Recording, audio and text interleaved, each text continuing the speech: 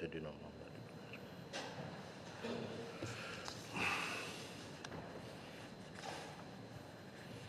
Bismillahirrahmanirrahim. Assalamualaikum dan kita mulakan majlis perbahasan. Tapi sebelum itu saya ingin nak mengingatkan ahli-ahli berhormat, saya dapati terdapat beberapa ahli parlimen telah berbahas lebih daripada waktu. Jadi oleh kekangan masa, kita hanya dibenarkan mengikut aturan sehingga hari Khamis ini. Jika masa tidak ditepati, mereka yang di penghujung-hujung untuk masa akan berkurangan. Jadi saya akan perketatkan, walaupun atas budi bicara yang memenuhi boleh memberi ruang masa, tapi oleh kekangan keadaan masa, saya akan hadkan dan pohon yang berhormat berbahas, pohon untuk mengikut sebagaimana diarahkan. Saya mempersilakan Yang Berhormat Tawau sebagai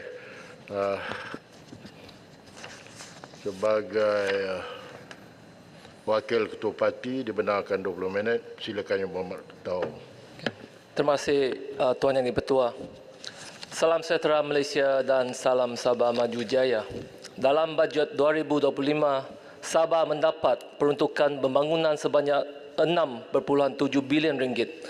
Peningkatan sebanyak 30 juta berbanding dengan 6.67 bilion ringgit pada tahun 2024. Terima kasih atas usaha PMX yang menerajui Kerajaan Persekutuan. Kami menyambut baik geran khas interim Sabah yang telah meningkat sebanyak 300 juta kepada 600 juta pada tahun 2025 kepada negeri Sabah. Terima kasih atas pemberian ini. Saya menuntut agar Kerajaan Persekutuan menggantikan pemberian interim ini dan mengembalikan pemberian khas 40% sepenuhnya seperti termaktub dalam perkara 112C Perlembagaan, selari dengan berjuangan di bawah pimpinan Ketua Menteri Sabah Yang Amat Berhormat Datuk Seri Panglima Haji G. Haji Noh. Sabah Sarawak seharusnya mendapat lebih banyak peruntukan untuk membangunkan infrastruktur setaraf semenanjung Malaysia, kerana peruntukan yang diterima oleh Sabah Sarawak jika digabungkan hanyalah 14.6% daripada sejumlah ringgit Malaysia 86 bilion, bermakna sebanyak 85.3% dinikmati semenanjung Malaysia. Tuan Yang Bertuah, saya ingin menyentuh isu projek-projek bekalan air dan elektrik di bawah KETSA yang terpenggalai dan mohon mempercepatkan penurunan dana di loji rawatan Cinta Mata 1 dan 2 serta perancangan menaik taraf stesen jana kuasa elektrik perbantukan unjuran keperluan kerana gangguan bekalan air dan elektrik kerap berlaku. Tuan Yang Bertuah, saya ingin menyentuh isu berkenaan lampu jalan bersekutuan. Saya sedia maklum daripada Menteri KKR Datuk Seri Alexander Nantalingi bahawa peruntukan penyelenggaraan lampu jalan daripada Kementerian Kewangan sangat sedikit. Tetapi saya ingin mengucapkan setinggi-tinggi penghargaan kepada Menteri kerana memberi kelulusan lebih kurang 9 juta bagi penyelenggaraan lampu jalan bersekutuan di Sabah. Namun Sabah ingin peruntukan dan komitmen tetap bersekutuan untuk menyelenggara lampu jalan sepanjang 1,400 km atau kembalikan dana dan bidang kuasa penyelenggaraan kepada Kerajaan Negeri Sabah. Dan inilah keadaan jalan bersekutuan di Tarawa dan Sabah yang saya ingin menunjukkan. Ini gambar gelap gelita. Ahli-ahli rakan, ahli parlimen tadi tanya, inikah gambar X-ray atau galaksi? Bukan, inilah keadaan jalan raya gelap gelita di Sabah. Kerajaan Persekutuan perlu memberi peruntukan tetap tahunan penyelenggaraan lampu jalan bersekutuan Sabah. Masalah ini sepatutnya diselesaikan lama dahulu kerana banyak sudah nyawa rakyat dan harta benda terkorban yang berlaku sehingga sekarang. Ini bukan soal kemajuan atau kemunduran, ini soal hidup dan mati. Saya ingin menyentuh isu Balai Bomba Tawau yang menjaga seluas 6,146.6 km2 dengan hampir 50,000 rumah atas air dan anggaran 1 juta penduduk. Oleh itu, mohon akan Menteri Perumahan dan Kerajaan Tempatan mempercepatkan peruntukan dana untuk menaik taraf balai bomba sedia ada serta membina balai bomba baru balong di tapak yang sudah disediakan. Tambahan kaki tangan dan naik taraf jendera kepada peralatan moden seperti dron pemadam api juga diperlukan segera yang mampu mengurangkan risiko keselamatan anggota bomba. Memandangkan Tawau mempunyai jumlah kawasan setinggan tertinggi di Malaysia. Tuan Yang Bertuah, saya ingin menyentuh isu banjir Tawau yang sudah mengalami berpuluh kali banjir setakat tahun ini, sekaligus menjejaskan lebih kurang 500,000 orang penduduk dan menghabiskan kerugian jutaan wang ringgit serta ancaman keselamatan nyawa. Minta perhatian Menteri Peraliran Tenaga dan Air. Bilakah projek rancangan Tempatan Banjir Lembagaan Tawau, Sungai Tawau, Sabah Fasa 1B yang melibatkan pembesaran Sungai Tawau sepanjang 4 km dari Kampung Titingan sehingga ke hulu Sungai Tawau boleh dimulakan? Pada masa kini, bagi mengatasi banjir akibat limpahan Sungai Tawau, terdapat dua lencongan sungai yang telah dibina, iaitu lencongan Sungai Tawau melalui Kampung Pasir Putih dan Kampung Kukusan. Saya memohon agar kedua-dua lencongan ini dinaik taraf hingga ke laut serta pemasangan gunci air automatik atau automatic tidal gate dengan izin supaya ia dapat berfungsi dengan lebih berkesan. Saya juga mencadangkan kepada Menteri untuk membesarkan muara Sungai Kinabutan Kecil dan muara Sungai Tanjung Batu. Kedua-dua muara tersebut adalah sempit dan air sungai tidak dapat mengalir dengan lancar semasa hujan berlaku dan seterusnya menyebabkan banjir berlaku.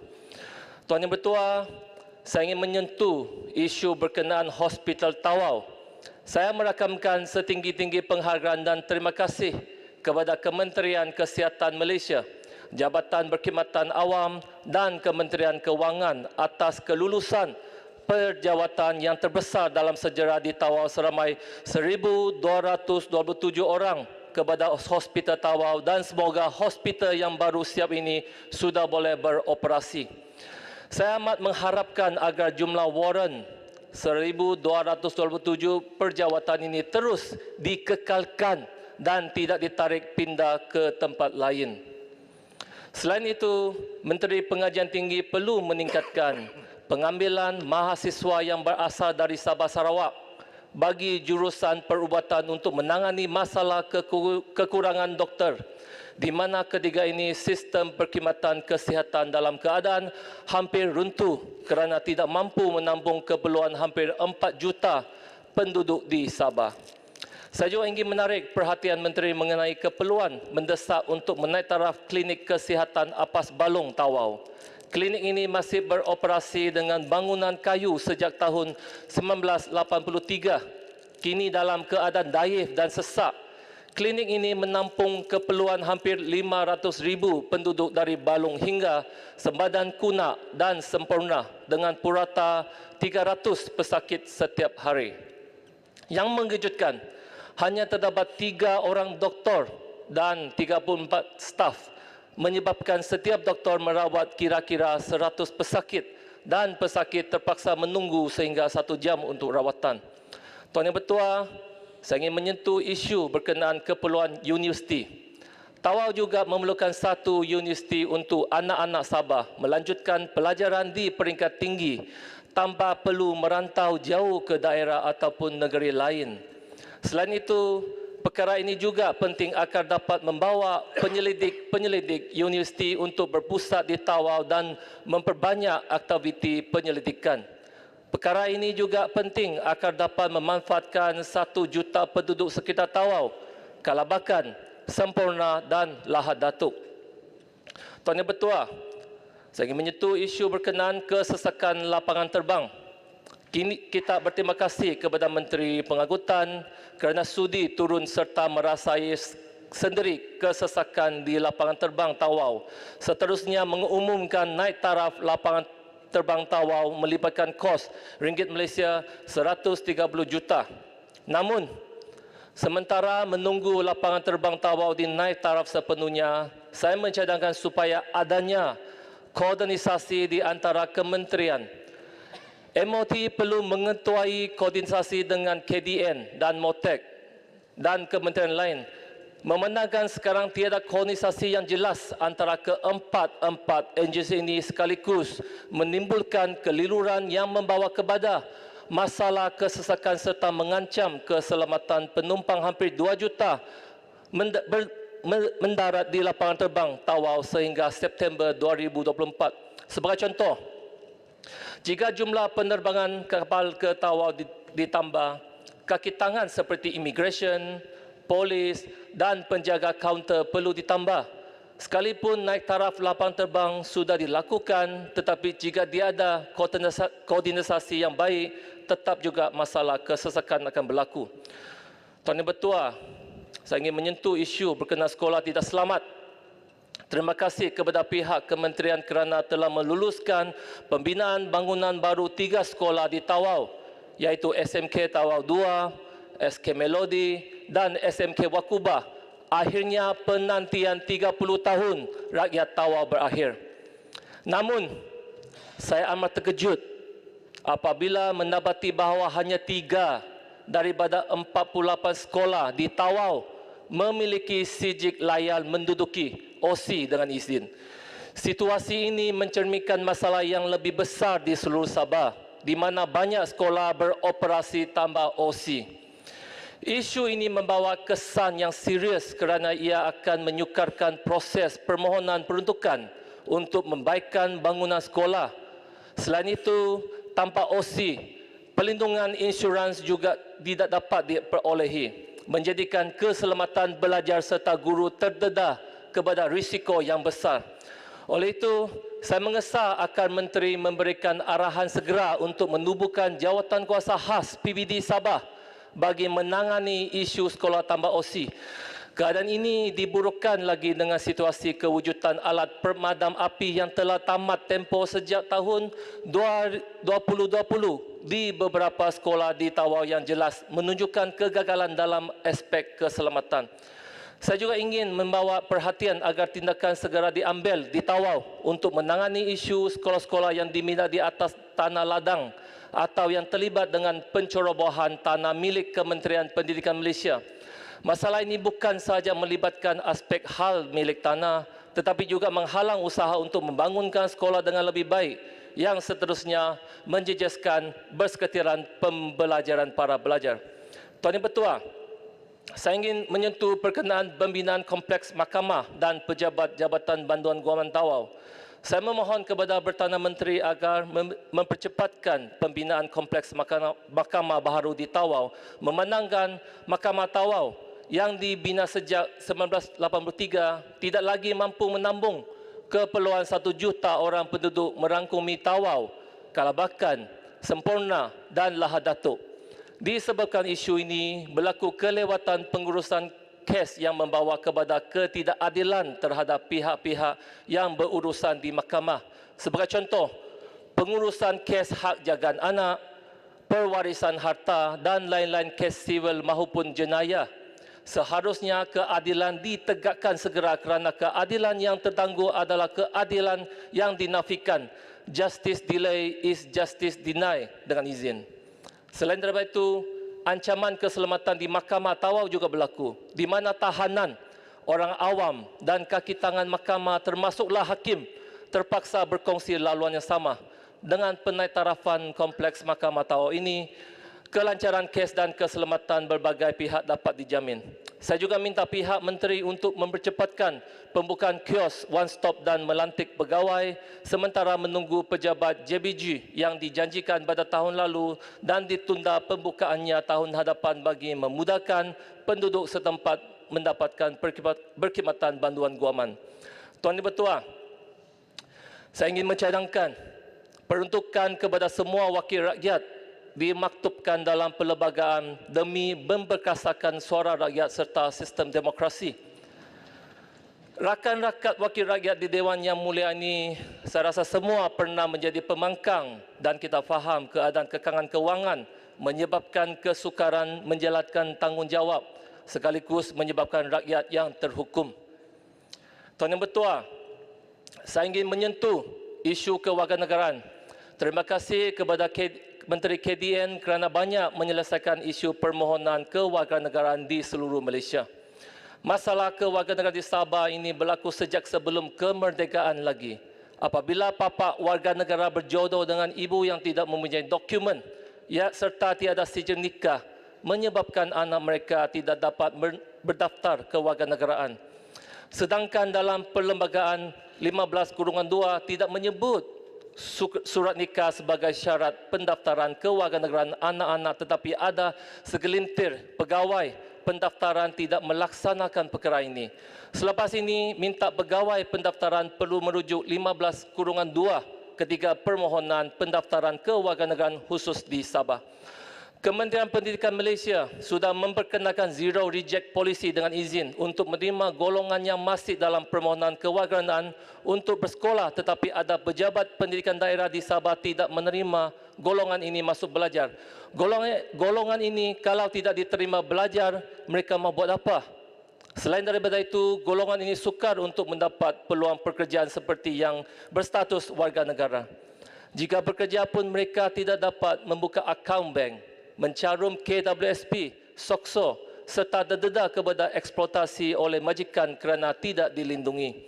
Saya bukan memperjuangkan dan membela golongan PATI, tapi golongan orang asal yang tertakluk kepada Akta Perlembagaan Persekutuan 15/2. Saya juga menegaskan yang saya berjuangkan bukan hanya untuk tawaf Sabah, tetapi untuk kesejahteraan Malaysia. Pas sekolah dan pas pekerja wajib diberikan kepada golongan ini. Mereka dibenarkan tinggal di sini, tetapi tidak dibenarkan sekolah dan pekerja. Mereka perlu makan, mereka perlu minum dan mereka mahu hidup. Saya mencadangkan KDN sewajarnya mengetahui koordinasi antara kementerian seperti KPM, Kesuma dan lain-lain untuk secara proaktif mempercepatkan pemberian pas pelajar dan pas pekerja sementara mereka menunggu permohonan warga negara. Tuan Yang Bertuah, saya menyentuh isu perlindungan perniagaan dan pekerjaan warta tempatan. Saya amat mengalu-alukan usaha menarik pelaburan asing. Namun usaha ini wajib memberi manfaat kepada warga tempatan. Saya dapati banyak pengusaha asing mengambil kesempatan ke atas warga tempatan. Sebagai contoh, sektor pelancongan di Semporna, di mana sekarang ramai pelancong dari China. Tetapi syarikat penerbangan pun dari China. Pengusaha bas, hotel, restoran, tour guide pun milik pengusaha dari China. Manfaat yang kita dapat adalah tiket, barang dan kos menjadi mahal. Oleh yang sedemikian, kerajaan wajib memperkenalkan peraturan dan pemantauan ketat serta mengenakan tindakan yang lebih tegas terhadap warga asing dan tempatan yang memberi pinjaman nama kepada warga asing untuk membuka perniagaan di negara ini. Kerajaan ini telah meluluskan kenaikan gaji minimum kepada ringgit Malaysia 1,700 menyebabkan peningkatkan kos operasi syarikat. Sebahagian pekerja yang tidak mempunyai kemahiran relevan terpaksa digugurkan untuk menjimatkan kos operasi dan ini akan menyebabkan kadar pengangguran meningkat. Justru khusus peningkatan kemahiran pekerja dengan izin upscaling and rescaling perlu diperbanyakkan di Sabah. Tuan Yang Bertuah, saya ingin menyudutkan cadangan tabung amanah Sabah. Sabah salah satu faktor projek kemudahan asas di Sabah tidak dapat disiapkan dan terkendala kerana dana pembangunan persekutuan yang tidak sempat dibelanjakan.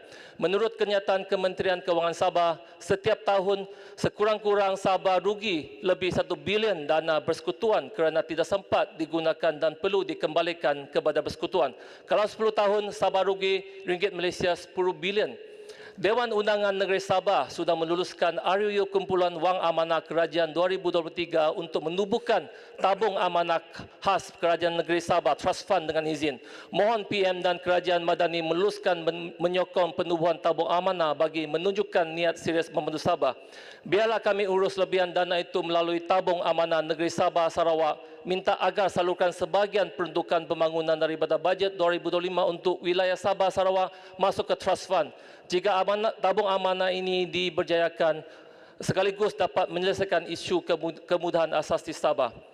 Tuan Yang Bertuah, saya ingin mengambil kesempatan dalam pembahasan Belanjawan 2025 untuk meminta agar Kerajaan Madani mendengar suara Sabah. Tuan Yang Bertuah, sebelum saya akhiri, Saya ingin meluahkan perasaan saya terhadap bajet Malaysia 2025 melalui sajak bertajuk Dengarlah Suara Sabah. Tenang. Dengarlah suara Sabah. Dengarlah suara Sabah. Dengarlah suara Sabah. Sabah sabut baik dana 6.7 bilion, namun masih jauh dari keperluan. Sabah terima kasih interim 600 juta.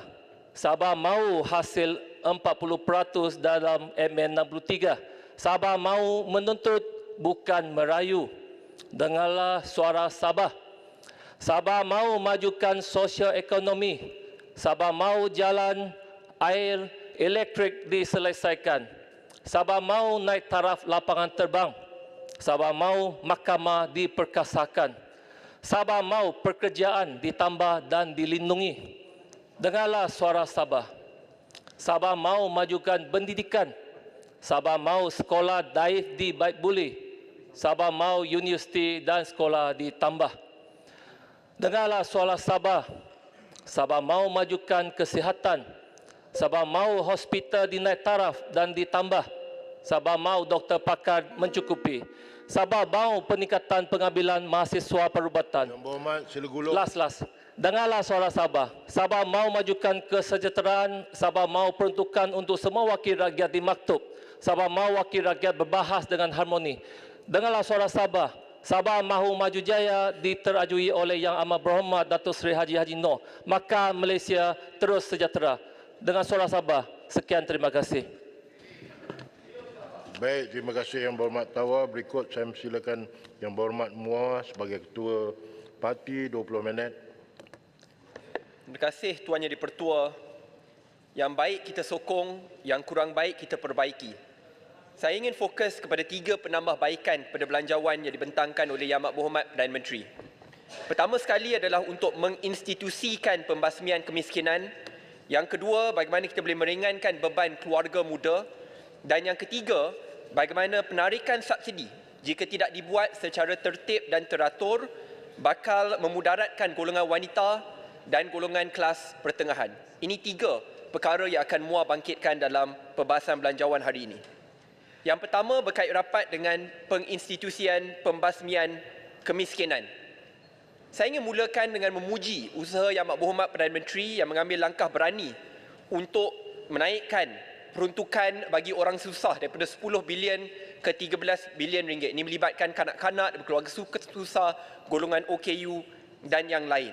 Bukan itu saja, selain daripada ada kenaikan peruntukan, pada masa yang sama nilai ambang bagi keluarga yang boleh memohon turut dinilai semula, dan itu lebih ramai keluarga yang sebelum ini tidak layak, kini mula layak untuk mendapat peruntukan kebajikan ini. Dan perkara ini Muar sokong 110%. Kita juga lihat pada pemerintahan yang lepas, dari tahun ke tahun memang akan ada kenaikan peruntukan kebajikan yang akan dibentangkan dalam belanjawan.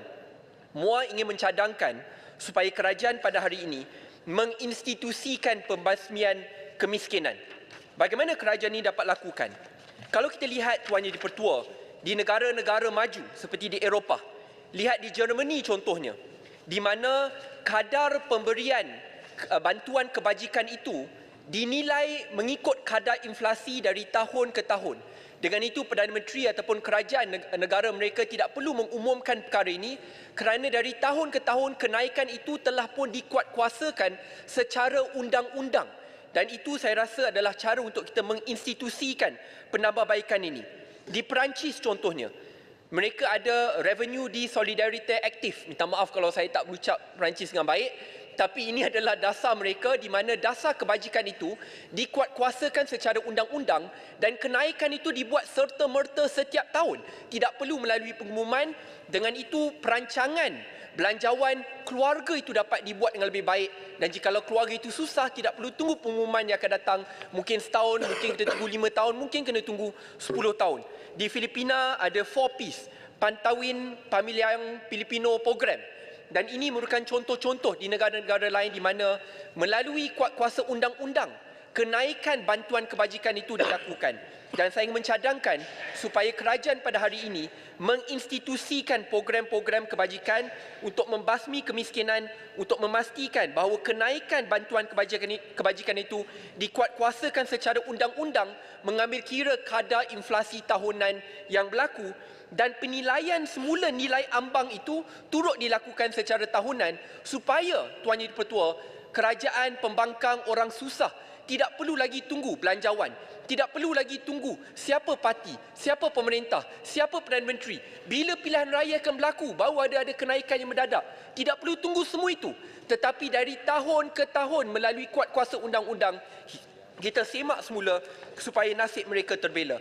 Kerana realitinya, Tuan Yang di-Pertua, saya rasa Tuan Yang di-Pertua pun sangat arif dan tahu masalah di kawasan. Contoh, bantuan kebajikan, ya, kos sari hidup, bantuan perubatan, kosnya mungkin 5-10 tahun yang lepas sangat berbeza dengan kos pada hari ini. Kalau kita nak beli susu formula, 3 tahun yang lepas kosnya sangat berbeza dengan apa kosnya pada hari ini. Dengan itu, kalau kita dapat kuatkuasakan penambahan ini, penambahan bantuan kebajikan secara tahunan dikuatkuasakan secara undang-undang, saya yakin kerajaan ini akan jadi kerajaan pertama yang berjaya menginstitusikan pembasmian kemiskinan. Dengan itu, nasib orang susah akan terbela sentiasa, tidak perlu tunggu 1 ke 2 penggal selepas Perdana Menteri sudah meninggalkan kita. Meninggalkan maksudnya sudah tidak lagi jadi Perdana Menteri lah. Itu cara yang pertama. Minta maaf, saya kurang masa. Minta maaf. Dengan itu, saya rasa sebab saya bila dengar ucapan Yang Amat Berhormat Perdana Menteri, dia memang fokuskan isu pembasmian kemiskinan. Saya yakin kalau dia lakukan perkara ini, mungkin legasi beliau akan dipanggil sebagai bapa pembasmian kemiskinan. Itu hujah yang pertama. Hujah yang kedua berkait rapat dengan bagaimana kita ingin meringankan beban keluarga muda. Tuan Yang di-Pertua, walaupun jodoh saya belum jumpa dan belum berkahwin ataupun ada anak, tetapi saya dekat dengan keluarga muda di Malaysia. Khususnya wanita muda. Saya akan terangkan selepas ni. Jangan, ini nakal. Anak muda hari ini dilihat sebagai generasi sandwich, terhimpit dari atas dan dari bawah. Untuk mereka memulakan keluarga dengan tekanan kos sari hidup yang sangat tinggi, agak sukar untuk mereka adakan keluarga. Lihat saja, kos taska untuk satu anak puratanya dalam RM500 sebulan. Bayangkan kalau ada 3 anak boleh mencecah RM1,500 sebulan. Ini belum lagi kita ambil kira kos pendaftaran, iaitu kadang-kadang boleh mencecah RM1 ke RM2,000.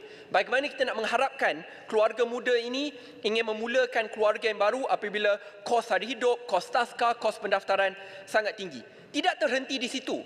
Kajian juga menunjukkan bahawa lebih 70% keluarga muda kini turut dipertanggungjawabkan untuk menjaga kos saraan ibu bapa mereka. Kerana ibu bapa pada hari ini apabila mereka bersara, tidak ada wang persaraan yang mencukupi dan akhirnya beban kewangan itu diletakkan ke atas bahu keluarga muda ini.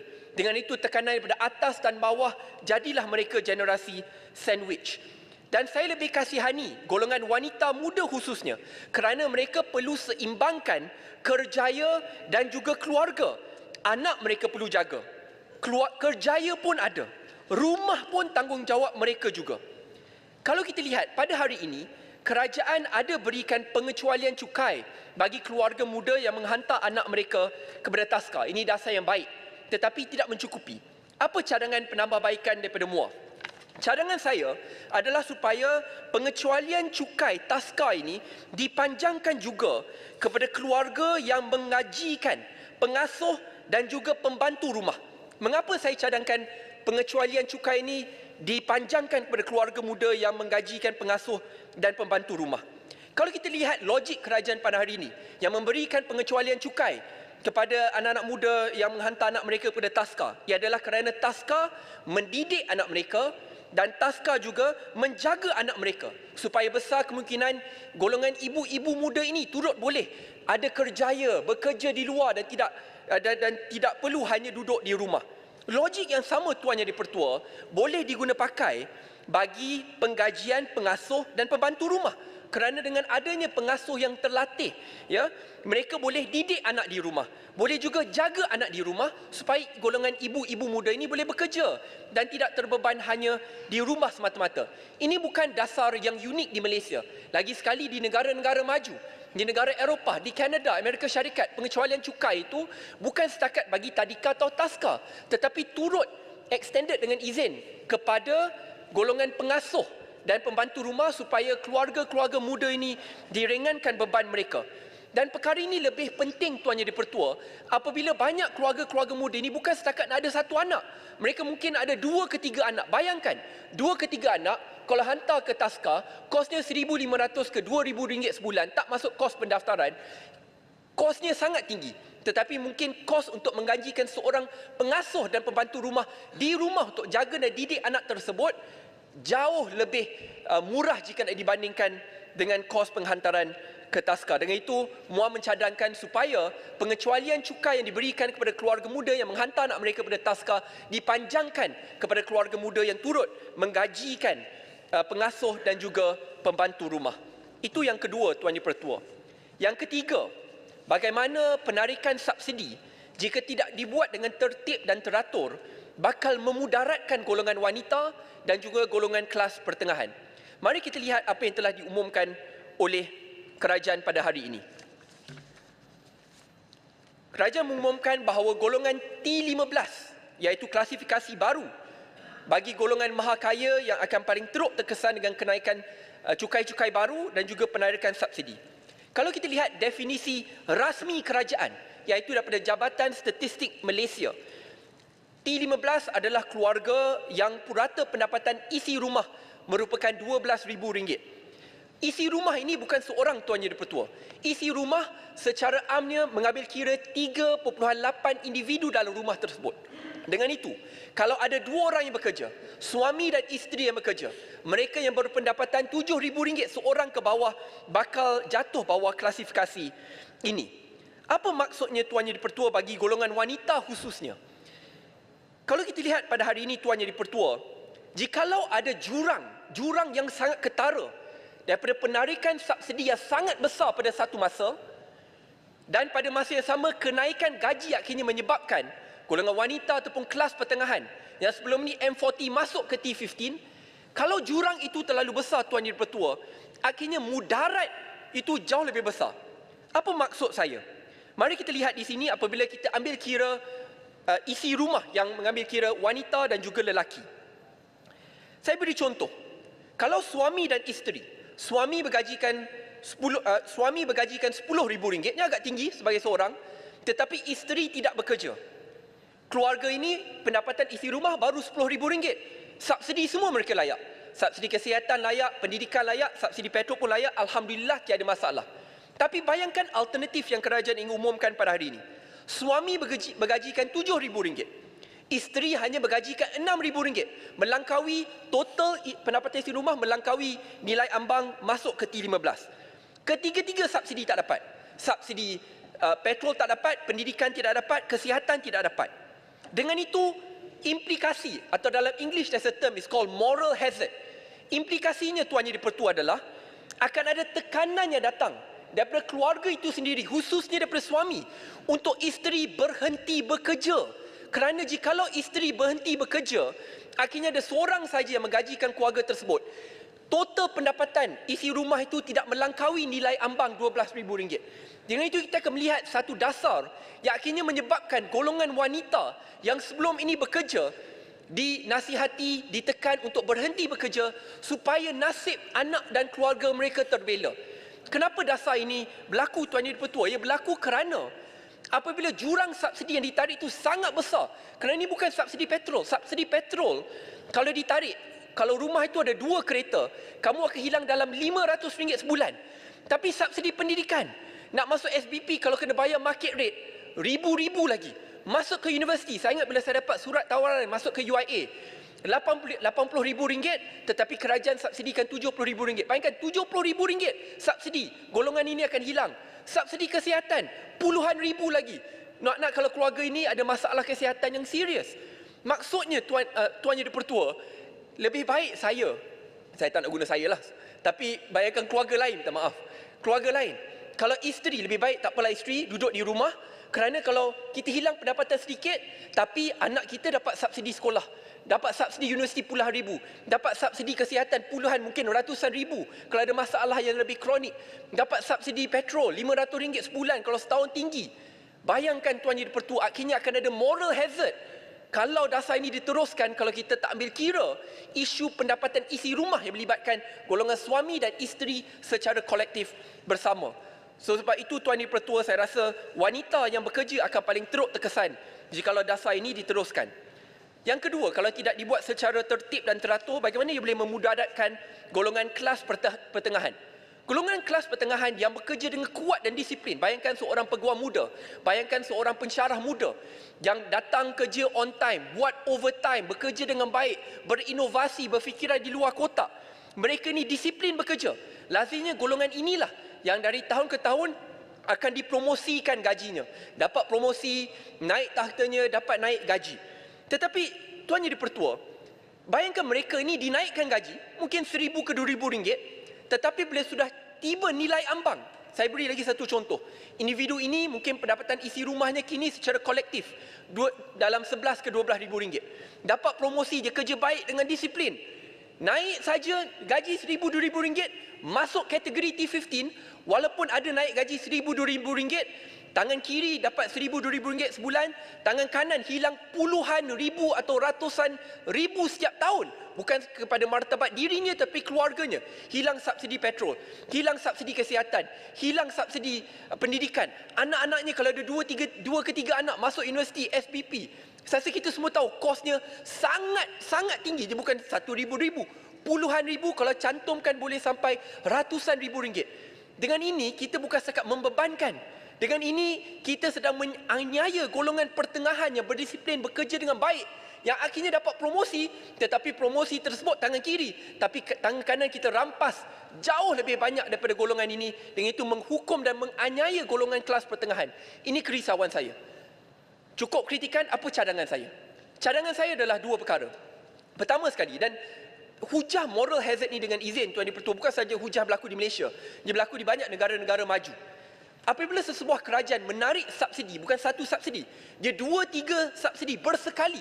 Nak apabila subsidi itu bukan setakat isu harian berkenaan petrol, tapi secara tahunan.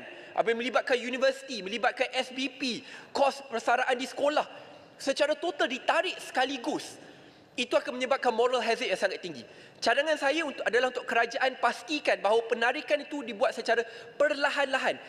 Secara petrol kita tunggu perincian kerajaan, tapi saya paling takut tentang penarikan subsidi kesihatan dan pendidikan. Sebab saya dengar ucapan yang membuat Perdana Menteri. Dia kata universiti akan terkesan, IPTA akan terkesan, SBP akan terkesan. Bayangkan kalau saya dalam keluarga M40 tersebut ada 3 ke 4 anak. Tuan Yang di-Pertua, anak ada masuk SBP, lagi seorang ada masuk ke universiti.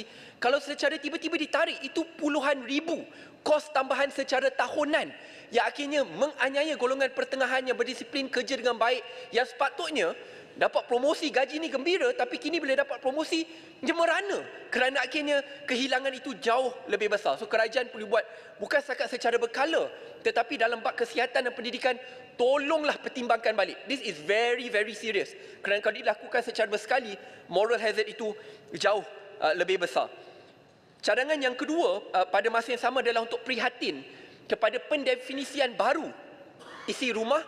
Ambil kira juga status dan martabat wanita dalam keluarga tersebut. Kerana kalau diambil kira secara bersekali, lelaki dan juga wanita, saya risau Tuan Yang di-Pertua akan ada impak yang mungkin secara tidak langsung, seperti saya terangkan bagaimana wanita akhirnya akan dinasihati atau didesak untuk berhenti bekerja supaya anak-anaknya boleh dapat subsidi pendidikan dan kesihatan yang diperlukan. Saya ingin ambil sedikit masa untuk menjawab. Semalam, minta maaf Tuan Yang di-Pertua, saya ada tengok video yang dimuat naik oleh Yang Berhormat Menteri Ekonomi dari Pandan. Ya, dia bidas, dia kata, dia, minta maaf Tuan Yang di-Pertua, dia siap namakan Syed Saddiq. Dia namakan sebab tu saya kena balas. Saya ambil ruang di parlimen untuk balas, bukan di social media. Dia kata Saddiq salah sebab kerajaan pada hari ini belum tetapkan pun T15 itu siapa. Saya ada 3 respons. Pertama sekali, ini masalahnya apabila kita umum dulu, fikir kemudian. Ini masalah. Kerana rakyat dah dengar ucapan Yang Berhormat Perdana Menteri. Rakyat dah dengar apa yang mereka bakal hilang. Petrol dalam fikiran mereka, kalau ada satu rumah ada 2 kereta kerana isteri dengan suami, RM500 sebulan. Setahun dah banyak. Hilang subsidi kesihatan, hilang subsidi pendidikan, nak pergi klinik akan takut selepas bulan 6 tahun depan kerana kos sangat tinggi. Nak hantar anak ke IPTA, nak buat perancangan. Macam mana ni kalau tak sebelum ni 15,000, selepas ni mungkin 100,000 ringgit. Kalau ambil medicine, lagilah ratusan ribu, kita semua tahu kosnya sangat tinggi. So pengumuman tu dah buat. Tapi sekarang bila didesak bahawa mereka kata tak apa, kita fikirkan dulu. Sebab rakyat dah gelisah di bawah itu, sebab itu kita di peringkat Parlimen Pembangkang perlu berhujah mempertahankan rakyat dalam bab ini. Dan pada masa yang sama, dengan tiadanya data terkini dan terbaru, kita perlu kena gunakan data yang sedia ada. Iaitu data sedia ada adalah data rasmi daripada kerajaan, daripada DOSM, Jabatan Statistik Malaysia yang telah kita guna pakai. Mungkin Yang Berhormat Menteri nak guna cara sama. Saya ingat sebelum ni bila dia nak naikkan diesel, dia kata tak apa, kita akan kejutkan rakyat, mengejutkan rakyat. Saya ingat dalam wawancara Bloomberg kalau saya tak silap, kenaikan diesel. Sekarang mungkin dia nak buat taktik sama. Kita tunggu bulan 5, bulan 4, kita kejutkan rakyat. Taktik tersebut lapuk dan jelas gagal. Ingat, pendaftaran budi madani. Kerajaan kata tidak akan ada golongan yang tercicir. Realitinya sampai ke hari ini, lebih 50% orang yang layak dapat masih tidak berdaftar tercicir, Tuan Yang di-Pertua. Iaitu orang susah terkesan. Itu diesel. Mungkin orang tak ramai guna diesel. Bayangkan, RON 95, kesihatan, sekolah, universiti. Lagi ramai yang guna. Sebab itu dalam bab ini, jangan guna taktik kita nak terkejutkan rakyat. Last yang terkejut, kamu jikalau rakyat hukum kamu pada masa yang akan datang. Itu yang pertama. Yang kedua, jawapan balas saya. Dia kata tunggu padu. Saya hormat. Kalau padu ni dapat dibuat dengan baik, saya sokong 110%. Masalahnya, sampai ke hari ini Tuan Yang di-Pertua, kalau kita lihat dalam bab padu, 85 juta ringgit telah kita belanjakan. 2 tahun kita tunggu. Sampai ke hari ini, kita masih tak tahu dah siap ke tak. Apa kesannya? Bagaimana perinciannya? 2 tahun selepas perbelanjaan 85 juta ringgit, kita masih tunggu dan terus menunggu. Dengan itu, lagi lama kita tunggu, lagi takut rakyat di bawah, lagi gelisah mereka, lagi kuat kita perlu bangkit dan pertahankan rakyat dalam bab ini. Dan yang terakhir, kalau kita lihat dalam bab padu ni, bila pelaksanaan subsidi diesel pun akhirnya kerajaan tak ikut padu. Dalam subsidi diesel akhirnya kerajaan buat apa? Dia kata kalau keluarga isi rumah, ya, itu lagi 3.8 orang itu, isi rumah itu akhirnya gaji tahunan mereka bawah RM100,000, iaitu dalam RM8,500 sebulan. Itu bayangkan ni jauh lebih teruk, RM8,500 sebulan, maksudnya seorang yang bergajikan RM4,000 pun bakal terkesan dalam bab ini, ya. Dan ikut pendapatan mereka layak dapat budi madani. Itu bagi diesel pun mereka dah gunakan klasifikasi ini. Sebab itu rakyat di bawah akan guna klasifikasi yang sama sampai ada alternatif baru yang dikemukakan oleh kerajaan. So ini 3 hujah balas saya. Minta maaf, 30 saat saja. So ini 3 hujah balas saya kepada Menteri Ekonomi. Sebab itu janganlah banyak berikan alasan dalam bab ini. Cukup-cukuplah kita umum dulu, fikir kemudian, kerana realitinya lagi lama kita tunggu, lagi susah untuk rakyat bersedia, lagi susah untuk SME syarikat untuk merancang, lagi susah untuk kita kemukakan cadangan balas melalui semak dan imbang untuk pembangkang mainkan peranan. Jadi ini saya rumuskan 3 hujah saya dengan satu ringkas, iaitu dalam belanjawan ada banyak perkara baik akan kita sokong, yang kurang baik kita perbaiki. Cuma harapan MUA dalam belanjawan ini adalah supaya kerajaan tidak melupakan golongan kelas pertengahan, golongan anak muda, dan pada masa yang sama menginstitusikan penambahbaikan ini supaya tidak kira siapa pun berada di tahta kuasa, tidak kira siapa pun yang mengawal Putrajaya, pembasmian kemiskinan, bantuan-bantuan ini terus dapat diberikan. Dengan itu saya yakin Tuan Yang-di-Pertua, tidak kira siapa pun yang menang, negara Malaysia akan kekal makmur. Assalamualaikum warahmatullahi wabarakatuh. Terima kasih Yang Berhormat MUA. Berikut saya mempersilakan Yang Berhormat Puchong. Terima kasih Datuk Speaker kerana izinkan Puchong untuk turut serta dalam perbahasan RUU Perbekalan 2025. Hari ini Puchong ada beberapa cadangan dasar untuk pertimbangan kerajaan. Pertama sekali, Puchong ingin menggesa kerajaan untuk mempercepatkan pembentangan Lemon Law. Untuk makluman Dewan Yang Mulia ini, Lemon Law adalah undang-undang yang melindungi pengguna daripada lemon, iaitu barangan yang tidak memenuhi standard kualiti. Lemon Law telah pun diwujudkan di banyak negara seperti Korea Selatan, US, Australia, Kanada, Singapura dan Filipina. Biasanya undang-undang ini digunakan untuk melindungi pembeli kereta. Lemon Law memberikan hak kepada pembeli untuk meminta pemulangan wang 100% ataupun penggantian kenderaan baru.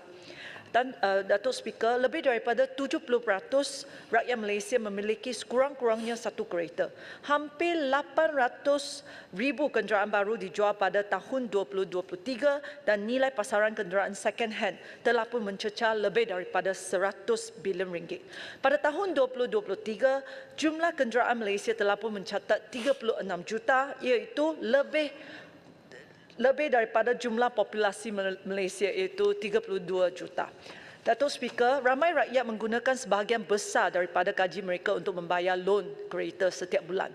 Boleh kata pembelian kereta adalah antara financial decision yang paling utama, terutamanya untuk anak-anak muda. Jika kereta yang mereka beli ada masalah, ini akan menyebabkan pengguna menanggung beban kewangan yang besar dan ada juga yang terpaksa hutang. Lemon Law juga akan meningkatkan kualiti kenderaan yang dijual di pasaran dan perkhidmatan selepas jualan di Malaysia. Pendek kata, Lemon Law akan membawa manfaat yang baik kepada pengguna secara keseluruhannya. Dengan itu, Puchong ingin mendapat penjelasan daripada Kementerian Perdagangan Dalam Negeri dan Kos Sara Hidup. Apakah perkembangan penyediaan draft Lemon Law dan bilakah RUU akan dibentangkan di Dewan Yang Mulia ini? Datuk Speaker, seterusnya Puchong ingin membangkitkan isu-isu yang berkaitan dengan Kementerian Peralihan Tenaga dan Reformasi Air Petra. Pertama sekali, saya ingin menarik perhatian Kementerian berkenaan dengan tanah di bawah high tension cable TMB. Tahun ini sahaja sudah 3 kali saya menerima aduan daripada rakyat di Puchong berkenaan dengan masalah semak samun tanah di bawah high tension TMB yang tidak diselenggarakan dengan baik dan mengakibatkan pembiakan ular dan juga kes denggi yang naik. Keuntungan TMB berbilion-bilion ringgit setiap tahun, tiada sebab TMB tak boleh jaga tanah mereka dengan baik. Puchong cadangkan Suruhanjaya Tenaga untuk memasukkan penyelenggaraan tanah di bawah high tension cable sebagai salah satu syarat lesen TMB dalam Performance Standard of Electricity Supply Services. Isu seterusnya yang berkenaan dengan TMB tapi kali ini juga melibatkan dasar Petra di bawah NETR, National Energy Transition Roadmap. Datuk Speaker, di bawah NETR, kerajaan telah pun menyasarkan supaya menjelang tahun 2030, 15% daripada kenderaan baru yang dijual adalah kenderaan elektrik EV dan 80% menjelang tahun 2050. Beberapa menteri telah pun umum berkali-kali sasaran untuk mewujudkan 10,000 stesen pengecasan menjelang tahun 2025. Walau bagaimanapun, sehingga Mac tahun ini jumlah stesen pengecasan masih lagi 2,288. Hanya kurang daripada 3 bulan kita akan masuk tahun 2025. Puchong ingin tanya apakah jumlah stesen pengecasan terkini ataupun ia adalah seperti tajuk sebuah artikel Digital News Asia, Malaysia Public EV Charging Target is More a Dream. Datuk Speaker, jumlah EV dan stesen pengecasan adalah ibarat chicken and egg situation. Jika kita tak ada stesen pengecasan yang cukup, rakyat tidak mahu beli EV. Jika kita tak ada EV yang cukup, tiada syarikat nak memasang stesen pengecasan kerana pendapatan stesen pengecasan adalah bergantung kepada berapa kereta yang di-charge setiap hari. Oleh itu, we need to break the chicken and egg situation. Puchong ingin cadangkan kepada kerajaan untuk menjadikan stesen pengecasan sebagai aset grid kebangsaan. Dengan ini, TMB akan menampung kos pembinaan stesen pengecasan melalui CAPEX daripada Incentive Based Regulation IBR untuk regulatory period RP seterusnya iaitu RP 4 bagi tahun 2025 hingga tahun 2027. Untuk makluman Dewan Yang Mulia ini, semua perbelanjaan CAPEX untuk infrastruktur grid kebangsaan adalah dikira di bawah IBR dan ia adalah satu komponen yang digunakan untuk menentukan tarif asas di Semenanjung Malaysia.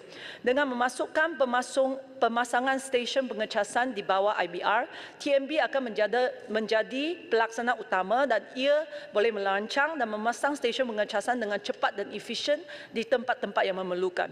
Selain itu, kos per unit stesen pengecasan juga akan menjadi lebih rendah kerana adanya economy of scale. Untuk pengetahuan Dewan Yang Mulia ini sebenarnya bukan kaedah yang baru. TMB pernah memasang 3 367,000 lampu jalan LED dengan capex di bawah IBR semasa API 2. Cuma sekarang ialah EV charger. Saya telah kira secara kasar untuk mencapai sasaran 10,000 stesen pengecasan, kita perlu membina kira-kira 7,500 stesen lagi.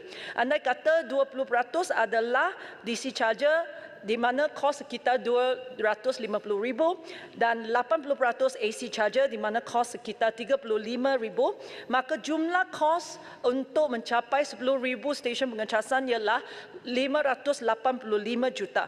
Jika capex untuk RP4 adalah sama seperti RP3 iaitu 20 bilion, perbelanjaan pembinaan stesen pengecasan untuk mencapai 10,000 stesen ini hanya adalah 2.9% daripada jumlah capex yang akan dibelanjai oleh TMB untuk tempoh 2025 hingga 2028. The question now is it worth investing? I think it's a big yes dengan izin. Ini adalah kerana impact stesen ini adalah besar dan positif. Dato' Speaker, saya telah pun baca berita bahawa Proton akan mengeluarkan EV pada hujung tahun ini dan Pro 2 tahun depan. Ini semua adalah EV yang mampu milik dan buatan Malaysia. Penjualan EV bagi Proton dan Pro 2 akan membawa kebaikan kepada rakyat biasa. Kerana bukan sahaja ia dari segi perkembangan ekonomi hijau tetapi juga membantu rakyat biasa untuk mengurangkan perbelanjaan petrol dan diesel. Di samping itu, pembinaan stesen pengecasan berskala besar ini boleh merancangkan transport sector electrification yang seterusnya memangkin pertumbuhan sektor elektrik dan sekaligus mencipta satu kitaran positif. Puchong percaya ini adalah turning point. Dengan itu, Puchong sekali lagi menggesa Petra untuk menimbang serius cadangan saya. Dato' Speaker, seterusnya Puchong ada 8 cadangan dasar bagi pembangunan tenaga boleh baru TBB di Malaysia. Pertama, Puchong ingin cadangkan Suruhanjaya Tenaga untuk membenarkan satu permohonan NEM bagi seluruh pembangunan landed housing yang baru dan bukan satu rumah per satu rumah yang amat menyusahkan sekarang. Pengurangan birokrasi ini akan menggalakkan lebih banyak pemaju untuk memasang solar atas bumbung bagi pembangunan landed housing yang baru mereka.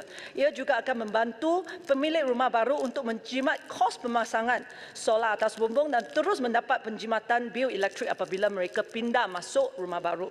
Kedua, Puchong ingin cadangkan supaya net offset virtual aggregation NOVA yang melibatkan penjana dan off-taker yang berbeza boleh dibenarkan untuk projek CSR. Sebagai contoh, sekolah kerajaan mempunyai bumbung yang besar dan boleh digunakan untuk menjana tenaga solar atas bumbung. Walau bagaimanapun sekarang semua sekolah tiada insentif untuk memasang solar atas bumbung kerana bil elektrik dibayar oleh kerajaan. Setiap penjimatan bil elektrik selepas pemasangan solar tidak dapat dinikmati oleh sekolah. Dengan mekanisme NOVA CSR yang dicadangkan ini, syarikat swasta boleh menjadi off-taker, di mana tenaga solar yang dijana oleh sekolah digunakan untuk offset bil elektrik syarikat ini secara virtual dan jumlah penjimatan bil elektrik tersebut didema balik ke sekolah. Dengan ini, sekolah boleh menjana pendapatan baru untuk kegunaan sekolah dan syarikat swasta boleh membuat CSR tanpa melibatkan satu sen pun. Ketiga, bagi Corporate Renewable Energy Supply Scheme (CRES), Puchong cadangkan supaya projek Third Party Access (TPA) boleh digunakan bukan hanya untuk permintaan baru iaitu new demand tetapi juga dengan consumer dan fasiliti yang sedia ada. Ini adalah penting terutamanya untuk syarikat MNC. Sebentar Yang Berhormat, Timbalan Menteri. Silakan sambungkan. Ini adalah penting terutamanya untuk MNC yang telah pun melabur di Malaysia, ada fasiliti dan premis yang sedia ada dan mereka mempunyai sasaran karbon mereka sendiri sama ada dari segi net zero carbon ataupun RE100 iaitu renewable energy 100%. Dengan membenarkan syarikat membeli TBB melalui CRES bagi premis yang sedia ada, Puchong sangat-sangat percaya dan yakin bahawa pertumbuhan industri TBB akan lebih tinggi lagi kerana permintaan sekarang sudah sangat tinggi. Tambahan lagi, jika MNC dan juga syarikat-syarikat yang berada dalam global supply chain mereka boleh memenuhi sasaran karbon mereka di Malaysia dengan kos yang menarik, mereka akan lebih cenderung untuk memperbesarkan lagi fasiliti mereka untuk menjadi global center, dan ini sekali lagi akan membawa pelaburan yang baru kepada Malaysia. Seterusnya, cadangan keempat pucung untuk dasar TBB ialah supaya kerajaan mewujudkan insentif yang lebih menarik bagi memberangsangkan industri penstoran elektrik, sama ada dalam skala utility ataupun individu. Sebagai contoh, kerajaan boleh menawarkan sistem access cost SAC yang lebih rendah daripada sekadar sekarang, iaitu 25 sen per kilowatt jam bagi penjana TBB yang menghasilkan firm power, untuk menggalakkan lebih banyak pemaju TBB skala utility yang menyertai KRES untuk membangunkan sistem penstoran elektrik. Datuk Speaker, Puchong telah pun baca secara teliti garis panduan KRES yang telah pun disediakan oleh Suruhanjaya Tenaga, dan saya mendapati bahawa Suruhanjaya Tenaga telah pun hadkan sistem penstoran elektrik kepada battery energy storage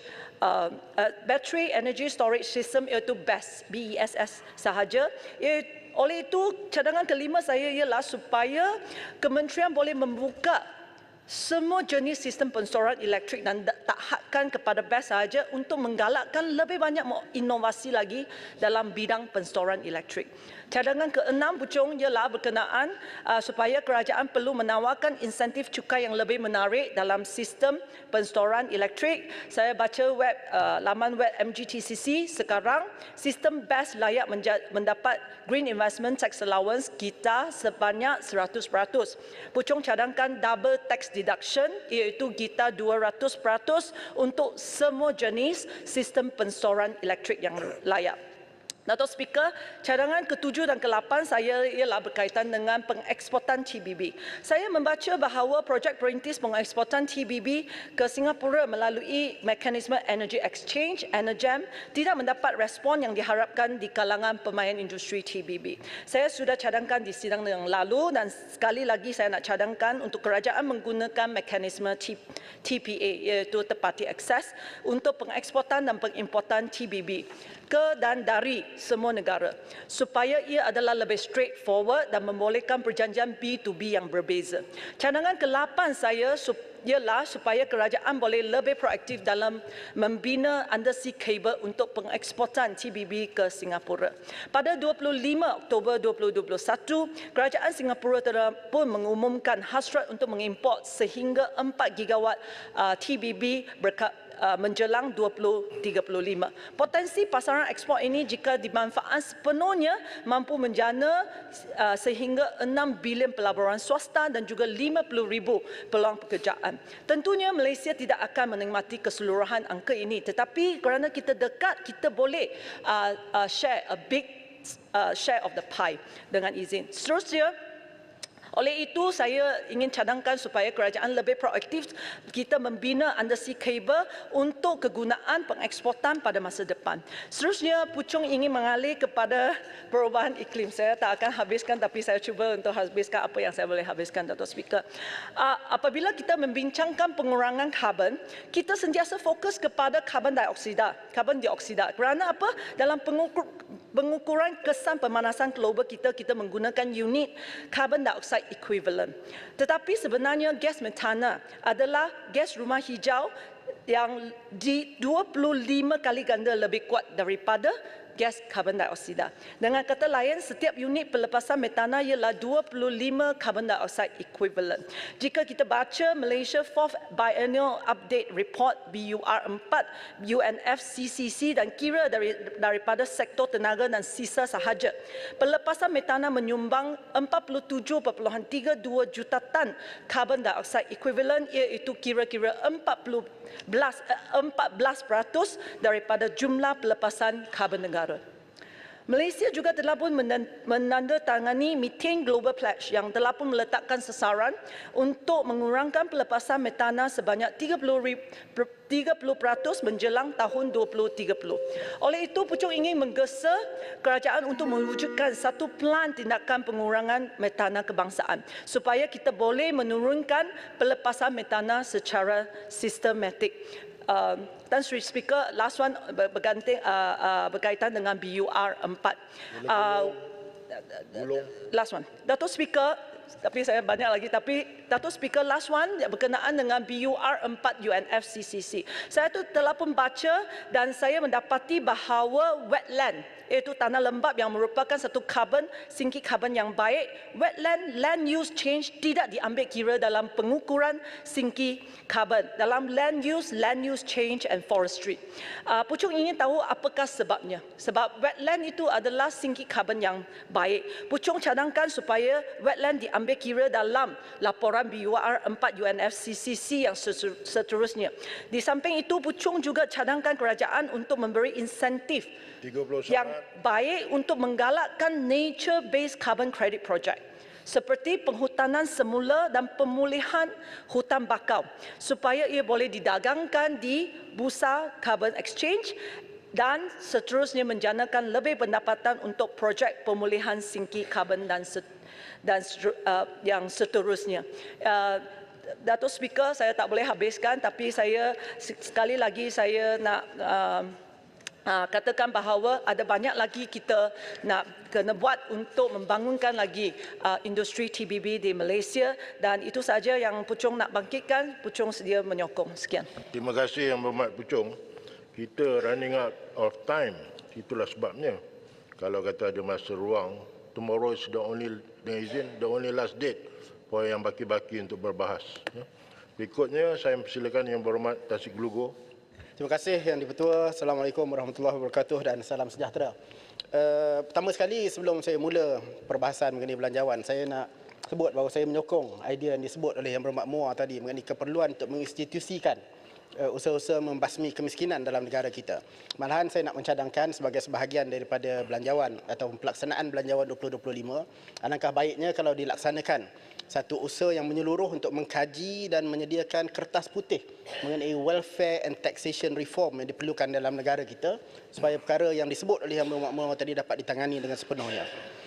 Yang betul, saya merakamkan penghargaan kepada Yang Berhormat Tambun atas pembentangan belanjawan 2025 tempoh hari. Saya juga mengucapkan penghargaan kepada Yang Berhormat Larut atas ucapan yang beliau bentangkan dalam perbahasan beliau.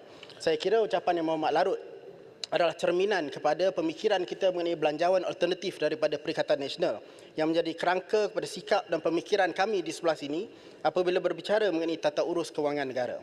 Saya juga yakin bahawa rakyat dapat melihat dan merasai sendiri kewibawaan Perikatan Nasional dalam menjuarai agenda kebajikan dan kelestarian rakyat serta dalam memperjuangkan perkongsian kemakmuran bersama dalam erti kata yang sebenar. Tuan Dipertua, saya nak sentuh sedikit mengenai secara khusus dua perkara yang berkaitan dengan kawasan saya Parlimen Tasik Glugo. Yang pertama ialah mengenai keperluan kepada aktiviti-aktiviti dan kemudahan-kemudahan bagi anak muda. Dan yang kedua ialah mengenai penyelesaian masalah banjir. Beberapa orang dah sebut mengenai banjir. Banjir ini tak selesai-selesai. Yang pertama tadi mengenai keperluan anak muda. Lebih separuh daripada pengundi di Tasik Glugo yang dipertua adalah daripada golongan generasi muda berumur di bawah 40 tahun. Jadi saya mohon pihak Kementerian Belia dan Sukan serta juga Kementerian Kewangan agar memberi tumpuan kepada aktiviti-aktiviti pembangunan belia dalam kawasan saya. Di Tasik Glugo kami memerlukan kemudahan awam untuk golongan muda seperti kawasan riadah, kompleks sukan, kompleks aktiviti anak muda serta juga penyusunan aktiviti-aktiviti anak muda yang terancang, yang lebih terancang. Antara aktiviti yang popular sekarang dalam kawasan saya ialah aktiviti berkait dengan permotoran serta aktiviti sukan padang. Alangkah baiknya kalau melalui belanjawan 2025 ini, Kementerian Belia dan Sukan dapat memberi tumpuan kepada pembinaan prasarana yang sesuai serta juga penganjuran aktiviti-aktiviti yang diperlukan di Tasik Glugo. Dengan adanya program-program dan prasarana yang sesuai, saya yakin kami dapat menyumbang, kawasan saya dapat menyumbang kepada pembinaan golongan belia yang seterusnya boleh menyumbang kepada kepimpinan masa depan negara. Yang betul, perkara kedua yang saya sebut tadi ialah mengenai masalah banjir. Ini berulang hampir setiap tahun. Tahun ini sekali lagi di Tasik Glugo berlaku masalah banjir yang serius. Dia di Tasik Glugo ni, kami di berhampiran kawasan pantai. Jadi masalah kami berganda. Apabila berlaku hujan lebat, bukan saja dari sungai dan perparitan jadi masalahnya, tetapi juga kalau berlaku juga banjir kalau ada fenomena air pasang. Jadi saya harap Kementerian Pembangunan Kerajaan Tempatan, Kementerian Peralihan Tenaga dan Transformasi Air serta juga Jabatan Perdana Menteri boleh menjalankan kajian yang lebih mendalam untuk mengenal pasti cara yang terbaik bagi benar-benar kita menyelesaikan masalah banjir yang berulang kali melanda Tasik Gelugor. Kalau di kawasan saya di Permatang Berangan atau di Sungai Dua, masalah yang selalu kami hadapi ialah banjir menyebabkan kerosakan rumah dan perabot.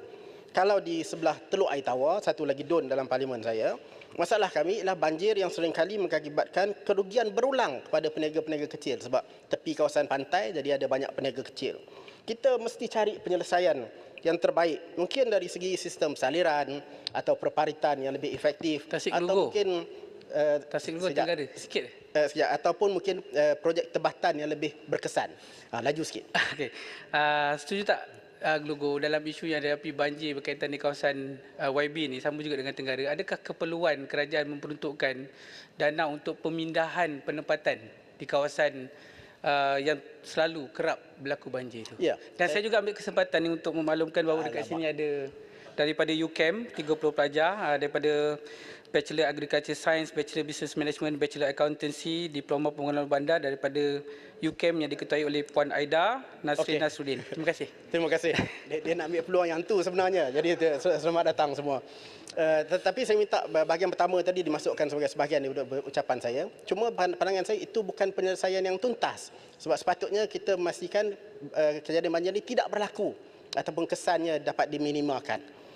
Perpindahan itu should be the last resort. Jadi dalam kita mencari penyelesaian ini yang betul, saya mohon sangatlah supaya kerajaan persekutuan dan kerajaan negeri kita ketepikan perbezaan dari segi pandangan politik. Tanggungjawab untuk menjaga kebajikan rakyat ini adalah tanggungjawab kepada seluruh rakyat tanpa mengira latar belakang mereka.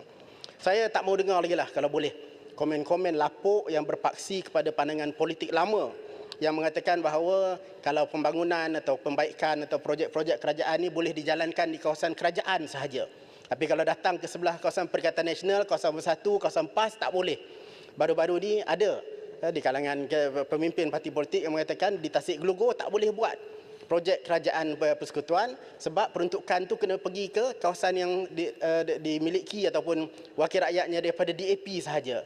Projek itu membabitkan rentas kawasan. Takkanlah sampai berhenti di sempadan masuk Tasik Gelugor, buat di Bagan saja boleh, Gelugor. tapi di Tasik Gelugor tak boleh. Adakah naratif di pangkat bawahan ni, di pangkat lapangan ni, itu yang dibawa? Maknanya tempat pembangkang dinafikan. Ataupun di pangkat level atas kita ni tak ada masalah. Kan apa pandangan? Ya, mungkin itu persoalan yang perlu dijawab oleh pihak kerajaan. Sejauh mana ini mengakar, pandangan ini mengakar sehingga ke bawah. Tapi kalau boleh saya tak nak dengar lagi lah pandangan ini. Di politik lama yang tidak matang dan tak logik langsung. Takkanlah secross sempadan saja berhenti projek di situ. Jadi satu pandangan yang perlu dihentikan. Seterusnya Yang Ketua, dalam masa yang singkat ini saya nak komen sikit mengenai gaji minima. Saya rasa gaji minima ini adalah satu peningkatan gaji minima satu perkara yang relevan.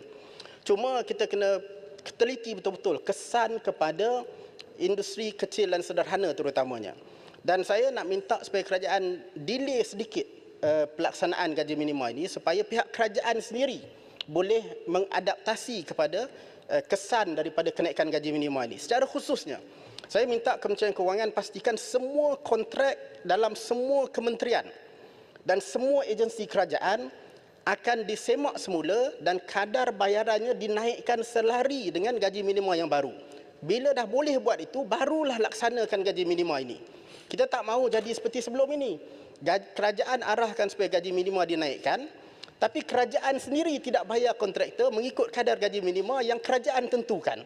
Maka apa yang berlaku ialah kerajaan buat peraturan, kerajaan sendiri yang langgar undang-undang itu, tapi dia memaksa supaya kontraktor-kontraktor kecil ikut kadar baru yang dia sendiri tak bayar, yang kerajaan sendiri tak bayar ikut jumlah itu. Jadi saya rasa ini membebankan dan kita jangan ulang apa yang berlaku sebelum ini.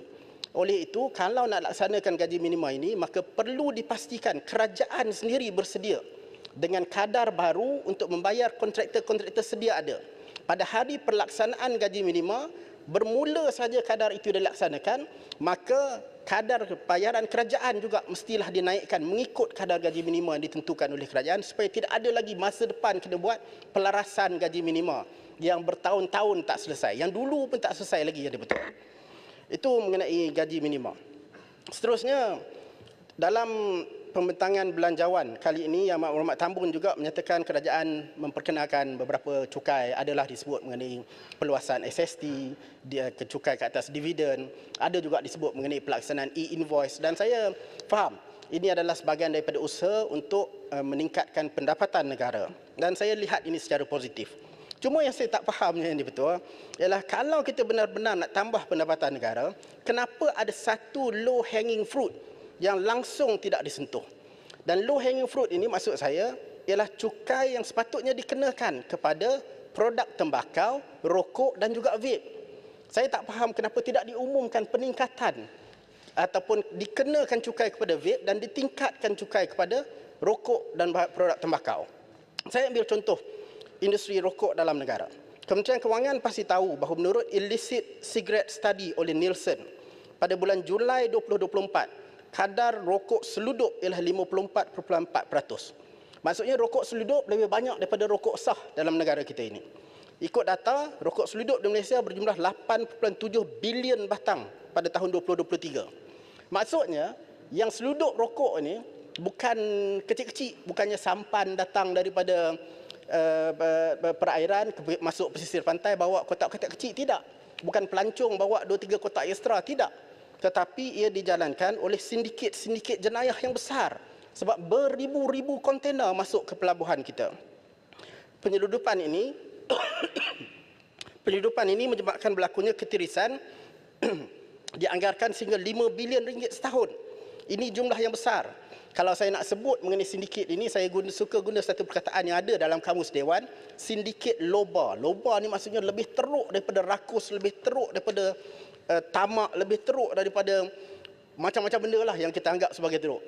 Sindiket yang loba ini, saya baca hasil-hasil kajian akademik, dia katakan bahawa terlibat bukan saja dalam menyedut rokok, tapi dana itu digunakan untuk membiayai samun, aktiviti samsing, malahan pelacuran sekalipun. Alangkah baiknya sekiranya masalah penyeludupan rokok ini ditangani dengan sebaiknya. Tapi balik pada low hanging fruit tadi. Kenapa Kementerian Kewangan tidak mengambil peluang untuk menaikkan juga cukai rokok? Sekarang ini cukai sekotak rokok ialah RM8. Sekiranya ditambah dengan cukai jualan, jumlah cukai setiap kotak rokok ialah RM8.80. Saya mencadangkan agar Kementerian Kewangan menaikkan cukai rokok tetapi dengan cara yang progresif, sederhana dan predictable. Iaitu secara berkala berkonsepkan apa yang dipanggil multi-year tax calendar. Katalah, kalau kita umumkan kali ini 2025 naik 3%. Jangan umum 1 tahun saja, tapi umumkan 3% pada 2025 dan akan naik 3% setiap 2 tahun untuk 10 tahun akan datang contohnya. Jadi dia jadi predictable, dia jadi sederhana dan dia jadi berkala supaya bukan saja pengguna boleh plan masa depan mereka untuk mengurangkan rokok, menggunakan merokok, industri juga boleh adapt dengan cara yang sesuai. Dan cuba bayangkan jika selain daripada rokok vape juga dikenakan cukai. Bukankah ia boleh menyelesaikan bukan saja masalah kewangan tapi juga masalah kesihatan yang dihadapi dalam negara kita. Yang betul, poin saya yang terakhir dalam 3 minit terakhir ini, saya nak komen panjang sebenarnya mengenai ikhtiar-ikhtiar yang berkaitan dengan Kementerian Komunikasi. Tadi Menteri ada, sekarang dah keluar. Ada beberapa inisiatif yang disebut berkaitan Kementerian Komunikasi dalam Belanjawan 2025. Tapi masa tak cukup, saya ringkaskan pada satu sajalah. Dalam ucapan pada Jumaat lalu, kita mendengar pelbagai ikhtiar seperti penggubalan RUU keselamatan dalam talian, ada juga disebut mengenai Akta Keselamatan Cyber 2024 yang telah ada pun tapi akan dilaksanakan. Ada lagi lah beberapa inisiatif, saya tak perlu detailkan sebab masa singkat ni. Tapi boleh dikatakan semua yang disentuh itu adalah dalam kerangka untuk menghadkan kebebasan bersuara. Saya sokong usaha untuk memastikan keselamatan dan keharmonian.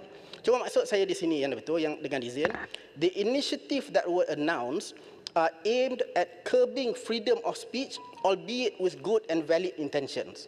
Yang saya nak tanya, terutama dalam konteks peruntukan yang diberi kepada Kementerian Komunikasi, ialah mana dia ikhtiar-ikhtiar untuk mempertingkatkan kualiti dan tahap kebebasan bersuara dalam negara kita? Mana dia inisiatif-inisiatif, ikhtiar-ikhtiar untuk mempertingkatkan tahap kebebasan media dalam negara kita? Kenapa tidak diumumkan satu peruntukan yang khusus untuk menubuhkan Majlis Media Malaysia? Kenapa agenda yang sekian lama diperjuangkan ini tiba-tiba diam, tidak ada pengumuman, seolah-olah ia tidak signifikan? Adakah kerajaan ini sudah lupa mengenai perjuangan untuk menegakkan kebebasan bersuara dan perjuangan untuk media yang profesional dan bebas dalam negara kita? Ini satu agenda yang penting. Dan sekiranya kebebasan media dan kebebasan bersuara sudah tidak lagi menjadi keutamaan kerajaan, saya anggap ini adalah kegagalan yang nyata buat Menteri Komunikasi. Dan saya harap perkara ini akan diperbetulkan selepas ini. Dalam 1 minit 30 saat yang akhir yang betul, saya nak ulas sikit mengenai retorik berkaitan maha kaya ni. Dia selalu disebut oleh Tambun. Saya faham beliau menggunakan kaedah propaganda 99% versus the 1%. Ini bukan kaedah baru. Ini dah berbelas tahun diperkenalkan di US dulu. The fight against the 1%. Tapi kita nak ingatkan bahawa ini adalah proses doktrinisasi retorik populis yang sudah lapuk sebenarnya. Dan saya nak tanya, apa sebenarnya definisi maha kaya? Adakah seseorang yang mampu hidup mewah walaupun tak ambil gaji selama bertahun-tahun, itu dianggap sebagai maha kaya? Adakah orang yang jadi jutawan setelah jadi seorang setiausaha politik saja, itu masuk kategori maha kaya? Atau adakah penjawat awam, grade 52, suami isteri, itu pun masuk kategori maha kaya kalau berdasarkan tafsiran yang ada sekarang? Apa sebenarnya tafsiran maha kaya ini? Jangan kita guna sebagai retorik membabi buta sahaja. Yang kedua, Tuan Yang Betul, adakah retorik populis yang dicipta di Amerika ini sebenarnya ikhlas digunakan sebab nak memperjuangkan nasib orang miskin, atau adakah ia hanya propaganda untuk menutup kegagalan demi kegagalan untuk menunaikan janji yang semakin jelas dilihat setiap hari? Berapa lama lagi retorik dan propaganda ini nak dipergunakan untuk menutup ketidakmampuan mentadbir negara dengan cara yang baik? Jadi saya rasa cukup-cukuplah gunakan retorik, tapi buatlah kerja dengan baik supaya rakyat nampak, bukan saja dengar tapi nampak hasilnya. Jadi dengan itu Yang Betul, masa pun dah habis. Saya menghormati permintaan Yang Betul tadi. Terima kasih. Assalamualaikum warahmatullahi wabarakatuh. Terima kasih Yang Berhormat Tasik Gelugur. Sementara itu Yang Berhormat Ulu Selangor, mustahak ke nak cakap sampai sini saya dengar? Bini telefon ke? Kalau agak mustahak sangat, di luar sana. Ya. Berikutnya saya mempersilakan Yang Berhormat Ledang sebagai Wakil Ketua Parti 20 minit. Bismillahirrahmanirrahim. Assalamualaikum warahmatullahi wabarakatuh dan salam Malaysia Madani. Terima kasih kepada Datuk Timbalan Yang Dipertua. Terima kasih kerana memberi ruang kepada Ledang untuk membahaskan usul rang undang-undang belanjawan 2025 ataupun rang undang-undang perbekalan di peringkat dasar ini. Hari ini saya berdiri dalam Dewan yang mulia ini untuk membawa suara rakyat yang menjadi wakil kepada rakyat di Ledang. Antaranya Saudara Satash Prabagaran, seorang pemandu lori di Ledang. Saudara Syamsul Katimun dan Eng Kencuan, pengusaha pekebun kecil di Bukit Gambir. Puan Masna Abu, seorang usahawan keripik wanita dari Serum 3, Ledang. Cikgu Firdaus Jalil, guru anak jati Ledang. Dan Saudara Muhammad Idris Wahid, anak muda dari Kampung Seri Makmur, Tangkak, yang ada bengkel sendiri. Tuan Yang Bertua, menanti giliran membahaskan usul belanjawan 2025 ini, saya sempat meneliti maklum balas daripada pelbagai pihak sama ada di atas talian maupun bertentang mata. Dan saya berpegang kepada prinsip keterbukaan. Bahkan saya percaya kerajaan hari ini sentiasa membuka ruang dan mendengar pandangan, juga mendengar kritikan serta kecaman.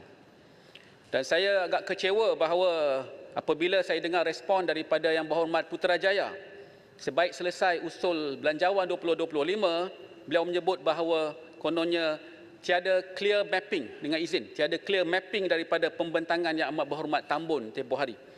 Kerana bagi saya, jika dilihat dengan teliti, premis asas pembawaan belanjawan 2025 ini jelas. Ia dibina dengan iltizam menggerakkan reformasi untuk menjamin pertumbuhan. Ini terang-terang disebut, malah berulang-ulang kali ditekankan. Dan belanjawan ini ialah penyataan hasrat. Ia adalah rancangan untuk tahun depan. Ia adalah angka-angka yang berupa unjuran dan juga anggaran-anggaran.